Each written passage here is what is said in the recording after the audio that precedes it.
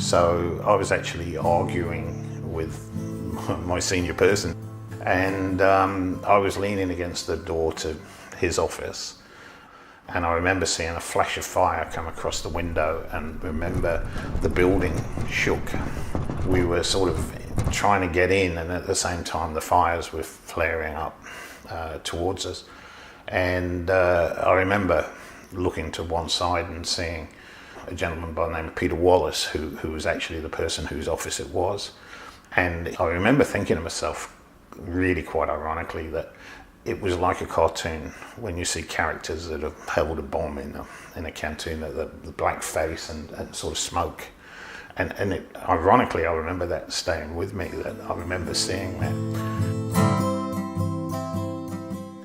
I joined in 1992, and I was employed as a specialist investigator for the National Crime Authority, and our main function was we received a mandate from the government to concentrate on organised crime, and that could be in the form of Italian organised crime or Chinese organised crime or large-scale fraudulent activities. It could be a multitude of things, and we were given what was called a reference, and for 2 years we would just concentrate on one aspect of organised crime, which back in the early 90s was the Italian organised crime, what people refer to as the mafia. And I worked there altogether I was in there for about 15 years. So it was one of the big news stories at the time. We were investigating the mafia and had investigated a man who cultivated marijuana crop, and he was displeased with our activities and sent a bomb.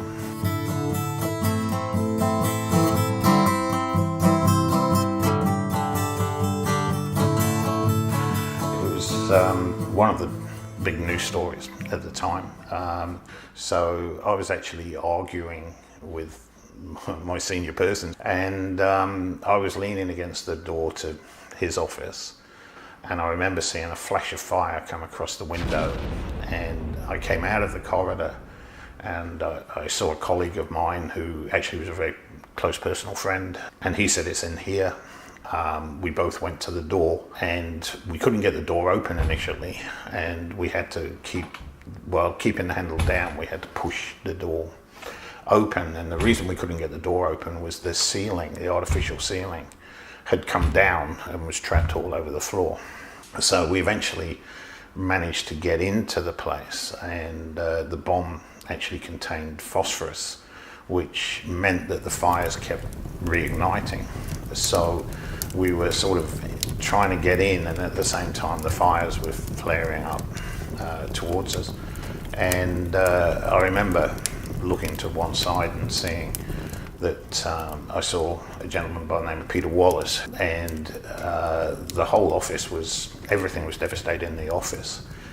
He was standing up against a wall, and I remember going over to him with my colleague, and we both went to sort of like, well, let's just grab him and get him out of this room because it's on fire, this is dangerous.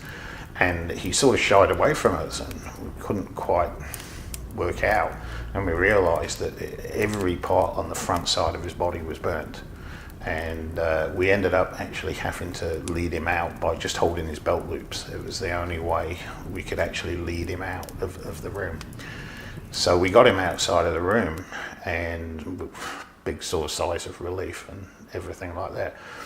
And then he said to us that a police officer by the name of Jeffery was in the room with him when the bomb had exploded, and we hadn't seen him at all in the building. So we had to go back in a second time, which was, by this time the fire was quite strong. And I remember we got in and just sort of, well, I can't see him. And then I remember seeing a big smear of blood against one of the walls.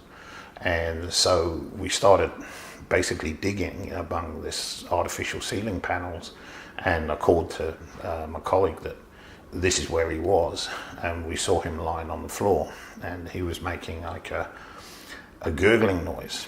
So we still believed that he was alive at that point. We were later told by the trauma specialists that this is just the sound of lungs filling up with blood. But at the time we thought he was still alive, which was hard to believe because both of his hands had actually been blown off because he was actually holding the bomb when it had exploded. So we constantly were trying to get him out, and we tried to put him on one of the ceiling panels to use it as a stretcher. And I remember very distinctly holding his leg and his leg coming away from the rest of his body as we were trying to position him. So it was a very traumatic experience to have to live through.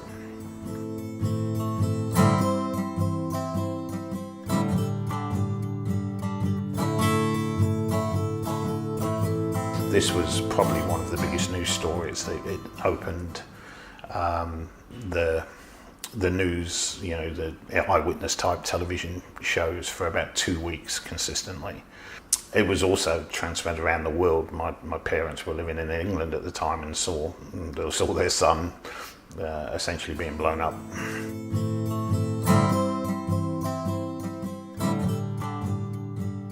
A couple of days later, as I said, we talked to a trauma specialist who had arrived at the scene after the bomb had exploded. And he told us that if we'd have got to Peter Wallace 30 seconds later, he would have died. The fact that we got him out and pushed him in a shower stopped his body from burning further. And that in the case of Jeffery Bowen, he was always going to die from the moment the bomb exploded. So you came away with a sort of mental tonic of that you rescued the person that could have survived, and the other person was never ever going to survive, and that helps you quite a lot psychologically with dealing with the aftermath of something like that. A lot of people second guess themselves. There were people who were near us when the bomb exploded who went in the other direction and didn't go into the room, and the irony of it is that a lot of those people suffered psychological problems and traumas, even to the point that they actually asked us to come in and sit in on some of their psychology sessions to tell them that it was all right that they went in another direction. The most significant comments were the comments that we received from the trauma doctor, because he basically said you could not have done any more than you did. And that was like a psychological tonic to dealing with the problem, whereas most people that suffered from trauma and that sort of thing were the people who were like, I could have done that, or I should have done more, or something. So it was a very strange environment, and it sounds, again, counterintuitive that we ended up, after being the people that were most in the middle of everything, helping the people who weren't in the middle of everything. It does sound very strange, but that was one of the things that came out of the whole experience, was nothing was how you expected it to be.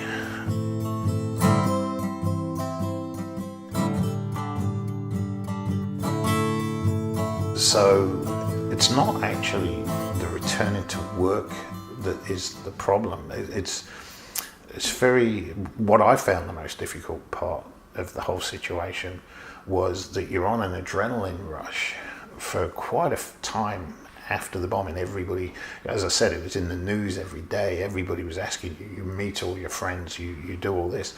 What actually was partly the most difficult part of it afterwards was when people lost interest in it. Another story came along and you were no longer the focus of all the attention.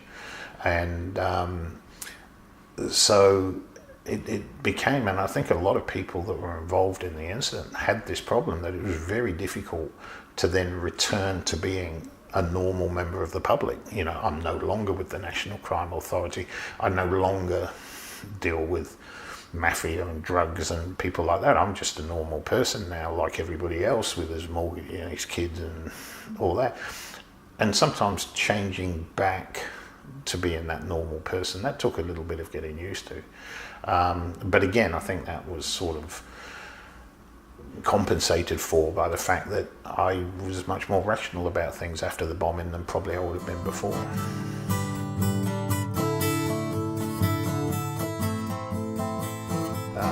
It's a strange situation, because I think most people would think that you would become bitter, and you see a lot in the movies that people become distressed and become very aggressive and things like that. I actually found it different. I mean, immediately afterwards it's a bit numbing, but what I've actually found, and it does sound counterintuitive, is I'm much more relaxed about things, which I know sounds ironic, but every time I'm now faced with problems that I think would have caused me issues prior. One of the things that you find when you go out into the workforce is that a lot of the problems are interpersonal contacts, or people disagreeing with colleagues, not agreeing with managers and things like this, and that happens in law enforcement and everything else like that. And things that I think would have distressed me or made me angry prior to the bombing don't affect me that much, because I sort of have this sort of calmer attitude of saying, well, I'm still alive. Why am I really getting so upset about this? And one of the things that I often think when things get very stressful is, well, in 3 weeks, 4 weeks, I'll sort of moved on to something else. And so I've become, I think, much more relaxed. I don't get angry as much as perhaps I would have done before. Tomorrow's another day, and I've got tomorrow. I've got another day.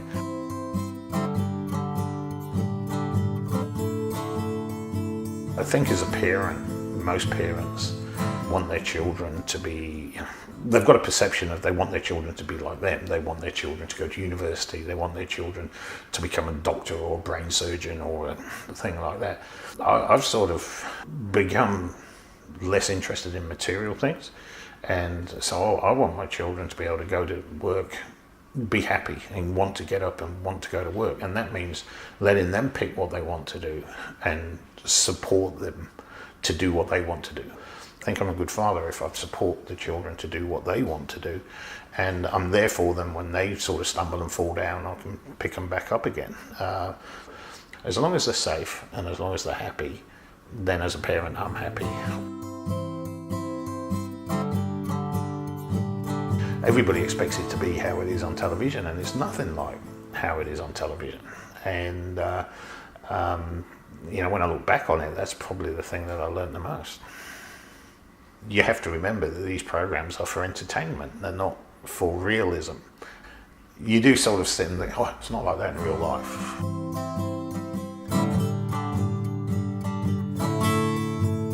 A watershed moment? Yes, I mean, it sounds an ironic thing to say, but in some ways, from a personal, it taught me a lot about myself, and it's probably an experience that now many years later I look at and I think it probably improved me as a person. I think for me, it taught me that life is not about all the things that a lot of people think it's about. A lot of people think it's about careers and everything like this, and money and houses and all these things, and it's confrontational and everything like that. And so it is that moment when I changed, I think, from being a person that thought those things to being a person that now looks at life a little bit slower, a little bit more contently. Nothing seems as vital as it did before the bombing.